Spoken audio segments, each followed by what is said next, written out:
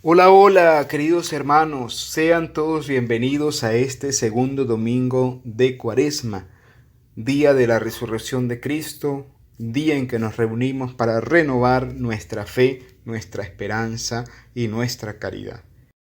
Les invito a que juntos meditemos el Evangelio de nuestro Señor Jesucristo desde el evangelista San Marcos, capítulo 9, del versículo 2 al 10. En aquel tiempo, Jesús tomó aparte a Pedro, a Santiago y a Juan. Subió con ellos a un monte alto y se transfiguró en su presencia. Sus vestiduras se pusieron esplendorosamente blancas, con un blanco que nadie puede lograr sobre la tierra. Después se les aparecieron Elías y Moisés conversando con Jesús. Entonces Pedro le dijo a Jesús: Maestro, qué a gusto estamos aquí. Hagamos 3 chozas, una para ti, otra para Moisés y otra para Elías. En realidad no sabían lo que decían, porque estaban asustados. Se formó entonces una nube que los cubrió con su sombra, y de esta nube salió una voz que decía: Este es mi Hijo amado, escúchenlo. En ese momento miraron alrededor y no vieron a nadie sino a Jesús, que estaba solo con ellos. Cuando bajaban de la montaña, Jesús les mandó que no contaran a nadie lo que habían visto, hasta que el Hijo del Hombre resucitara de entre los muertos. Ellos guardaron esto en secreto, pero discutían entre sí qué querría decir eso de resucitar de entre los muertos. Palabra del Señor. Gloria a ti, Señor Jesús. Apreciados hermanos, el Evangelio de San Marcos en este domingo narra el acontecimiento conocido por todos como el episodio de la transfiguración. Al comienzo de este día, Jesús nos comienza a hablar abiertamente de lo que es su pasión. Así a sus discípulos también nos la recuerda a nosotros, que le habían de reconocer como Mesías. Ahora se nos invita a comprender el misterio del Hijo de Dios y a la vez el siervo doliente. Jesús lleva a la soledad de un monte elevado a 3 de sus discípulos para manifestar su gloria, para transfigurarse ante ellos, para que ellos no vacilen en la fe. El resplandor de esta luz en el Hijo del Hombre es la visión más hermosa que la humanidad entera ha contemplado. Ellos tuvieron el privilegio de contemplar en lo alto de un monte la gloria de Dios, como vistas a cumplir una misión importante para estos 3 discípulos que se convierten en el testimonio creíble que hoy nosotros a través de la palabra recibimos. Contemplamos también, queridos hermanos, un temor que invade a estos discípulos. Pedro trata de reaccionar y propone pues quedarse allí, crear 3 chozas. Por este indicio, por este acontecimiento y por lo que estaba allí experimentando. Sin embargo, Jesús se revela como el verdadero templo, la verdadera tienda de la presencia. Otro símbolo importante que podemos encontrar hoy en el Evangelio es la nube, que acompañó continuamente al pueblo elegido en su camino del éxodo, recordemos esto, y ahora envuelve a los presentes. De la nube sale una voz divina que proclama a Jesús como el Hijo predilecto de Dios. En el momento del bautismo, la voz se dirige a Jesús para confirmarlo e invitarlo a su misión. Ahora se dirige a sus discípulos. Jesús es el Hijo predilecto, al que hay que escuchar, al que hay que seguir, al que hay que obedecer, porque su testimonio y su profecía son verdaderos.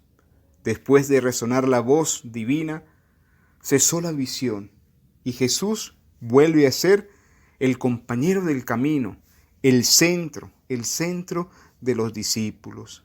Pero la meta de este camino resulta incomprensible. A los discípulos que, envueltos en el misterio, guardan en silencio sobre los hechos que han experimentado como testigos durante este día. Hoy, queridos hermanos, se nos propone a nuestra contemplación esta luz que irradia en la persona de Jesús transfigurado. Es un desgarrarse el cielo, es un rayo de luz eterno que llega a nuestro corazón para herirlo con nostalgia del rostro de Dios.